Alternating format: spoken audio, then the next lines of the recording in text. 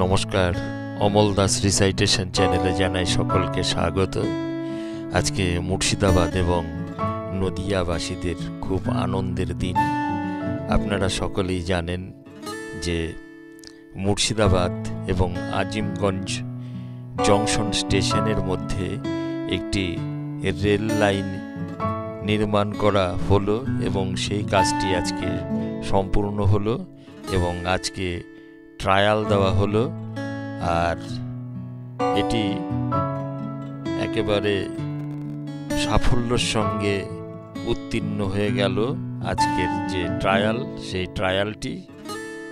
আর এই লাইনটি কমপ্লিট হওয়ার ফলে নদিয়া এবং মুর্শিদাবাদ বাসীদের উত্তরবঙ্গ সহ দিল্লি বিভিন্ন জায়গায় যাওয়ার যে সময়, সেই সময়টি অন্তত 2 থেকে 3 ঘন্টা সংক্ষিপ্ত হয়ে গেল। আগে নদিয়া এবং মুর্শিদাবাদের বাসিন্দাদের উত্তরবঙ্গে যেতে হলে তাদের, বিশেষ করে নদিয়াবাসীদের, কলকাতায় যেতে হতো, শিয়ালদা অথবা হাওড়ায় গিয়ে এই ট্রেন ধরতে হতো। এখন কিন্তু তারা রানাঘাট, কৃষ্ণনগর, বেতুয়াডহরি, বহরমপুর থেকেই কিন্তু এই দূরপাল্লার ট্রেনগুলোকে ধরতে পারবে।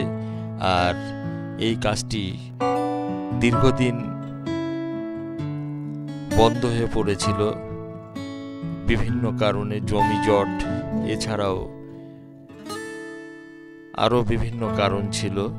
সেই কাজের ধারাকে স্তব্ধ করে দিয়েছিল কিছু প্রতিবন্ধকতা, কিন্তু সমস্ত প্রতিবন্ধকতা কাটিয়ে এই কাজটি সম্পূর্ণ হয়ে গেল।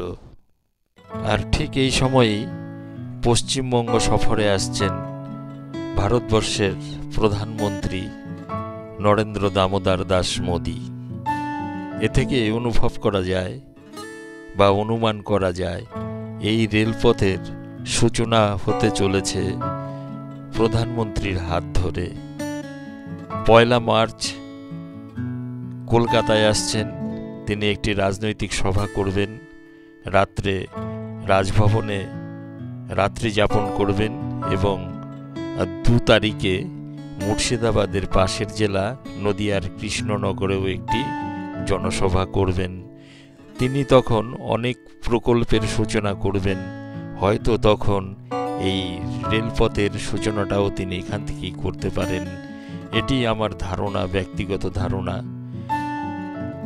তো যাই হোক, এই রেল লাইন তৈরির ব্যাপারে অনেক ইউটিউবাররা তাদের চ্যানেলের মাধ্যমে আমাদের দেখিয়েছে কিভাবে এই রেলপথ খুব দ্রুততার সঙ্গে শেষ হয়ে গেল।